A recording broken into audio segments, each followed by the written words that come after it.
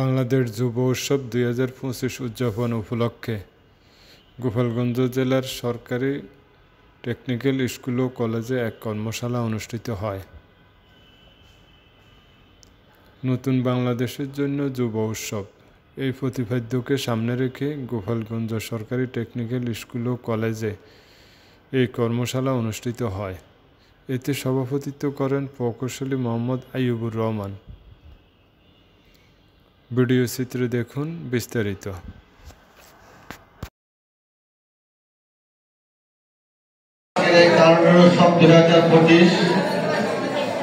কর্মশালা তথা আলোচনা সভায় উপস্থিত অর্থ কলেজের বিভাগীয় প্রধান এবং অন্যান্য শিক্ষক কর্মচারীবৃন্দ,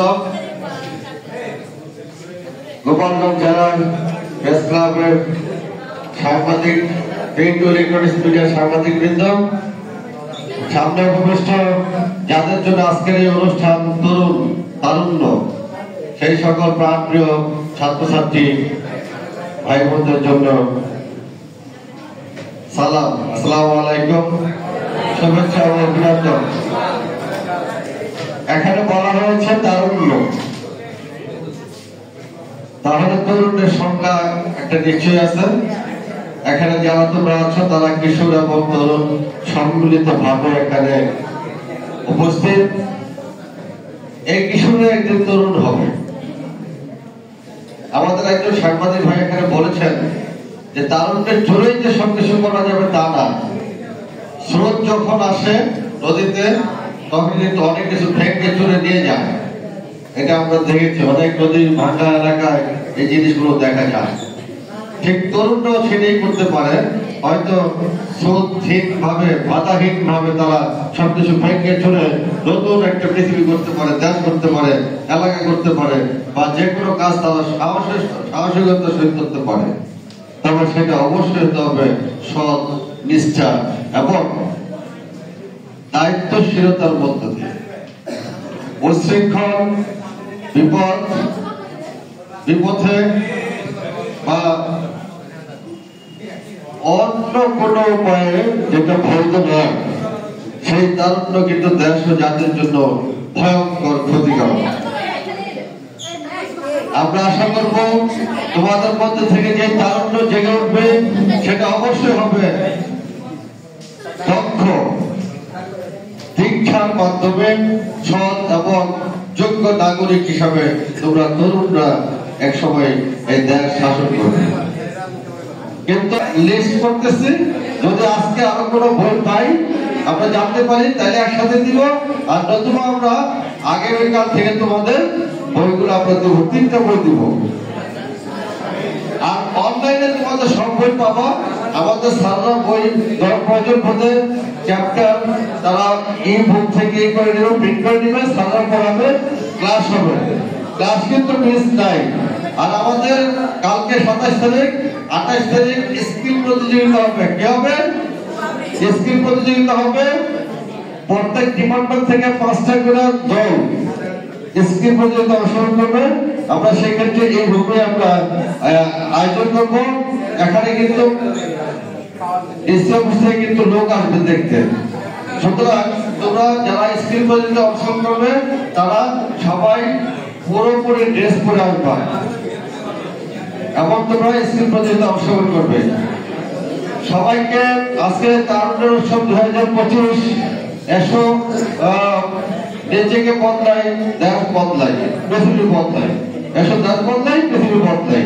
তাহলে আমরা এই স্লোগানকে ধারণ করে আজকে আমাদের এই তারুণ্যের উৎসব 2025 উদযাপন উপলক্ষে তোমাদের সাফল্য, এই আলোচনা সভাকে সাফল্যমণ্ডিত করার জন্য অভিনন্দন জানাচ্ছি এবং ধন্যবাদ জানিয়ে আমার বক্তব্য শেষ করছি এবং অনুষ্ঠানের সমাপনী ঘোষণা করছি। তোমরা এখন সবাই যার যার ট্রেনে চলে যাবা, 9 গেট ট্রেনে যাবা, 6, 7, 8 তোমরা তোমাদের ক্লাসরুমে চলে যাবা, ঠিক আছে? এখন কেউ কিন্তু বাইরে যাবে না, কারণ তোমাদের সাথে সারপ্রাইজ স্কিল কম্পিটিশন ব্যাপারে আলোচনা করবে। ওকে। ধন্যবাদ সবাইকে।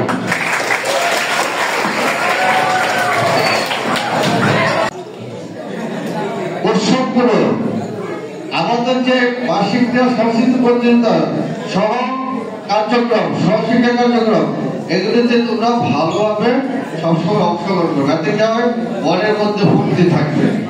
তোমরা বাসায় খেলাধুলা করবে, এতে কোনো সমস্যা নেই, কিন্তু এমন কোনো কাজ করবে না যাতে বাড়িতে তোমাদের জন্য অভিভাবকরা কি হয় বিপদের কারণ হয়ে দাঁড়ায়। এই সমস্ত কাজগুলো করবো না। আমি আশা করবো তোমাদেরকে এবার আমরা যখন নতুন 6 এবং 9 ভর্তি দিয়েছি, তাদেরকে আমরা কিছু কথাবার্তা বলেছিলাম।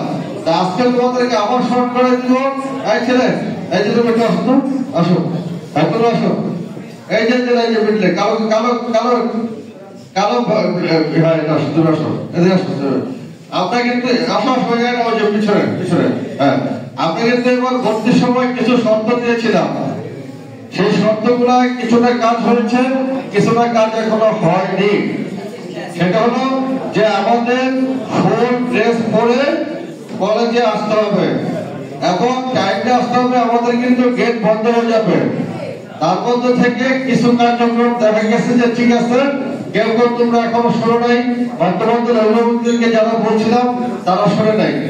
আমাদের কিন্তু প্রথম শব্দ কি ছিল, সব ক্লাসে রেজাল্টের সময় আমরা বলে দিয়েছিলাম। কি শব্দ ছিল প্রথম শব্দ বলো তো? হ্যাঁ বলো বলো। হ্যাঁ, কে চুল কাটতে হবে, কত সাইজ, আর কানে চুল কাটতে হবে যেরকম। তোমরা চলে আসছো কেন? আজকে বাসায় যে যাদের চুল এর চেয়ে বড় আছে তারা কিন্তু চুল কাটাবা। আর আমরা কিন্তু কলেজে ঢুকতে গেলে আমরা জিজ্ঞেস করবো, গার্জেন ডাকাবো, কেন যা আগে চুল কাটাবা, ড্রেস পরবা, ফুল ড্রেস পরে। এখন যেহেতু শীতকাল, আমাদের ক্লাসটা 9টায় শুরু হচ্ছে। 9টা বাজার 5 মিনিট আগে ঢুকবা। 9টা বাজার 10 মিনিট পর আমরা গেট কিন্তু বন্ধ করে দেবো, কাউকে ঢুকতে দেবো না। সুতরাং চুল কেন করে কাটবা, সবাই বলো তো? সবাই চুল কাটবা, আজকে কালকের মধ্যে কাটবা। আর তোমাদের এই দেশ কি ঠিক থাকবে? ঠিক থাকবে না। যার জন্য আজকের এই তারুণ্য উৎসবে সবাইকে স্বাগতম জানিয়ে নিজেদেরকে বদলাইতে হবে। আমার যে মূল উপস্থাপক উনি বলছেন যে যদি আমরা নিজেদেরকে না বদলাই তাহলে কি পৃথিবী বদলাবে? আগে যদি নিজেদেরকে বদলাইতে পারি তাহলে আমার এই প্রতিষ্ঠান বদলাবে। ছোট্ট একটা কথা দেখো, যদি তোমরা ডিপার্টমেন্টকে সাজাও, 4টা ডিপার্টমেন্ট যদি পরপর সবাই সাজায় তাহলে ডিপার্টমেন্ট সুন্দর হয়ে গেল।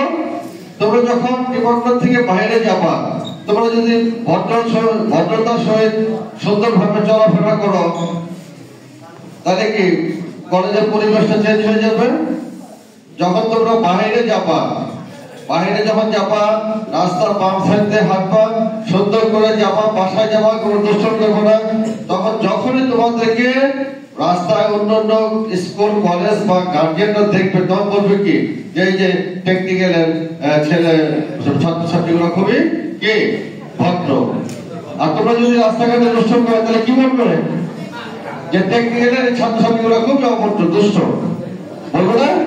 তাহলে কি করতে হবে, আমাদেরকে আজকেই শপথ দিতে হবে যে আমরা এই টেকনিক্যালের মান মর্যাদা কি করবো, উন্নত করবো, যাতে বদনাম হয় এমন কোনো কাজ আমরা করবো না। ঠিক আছে?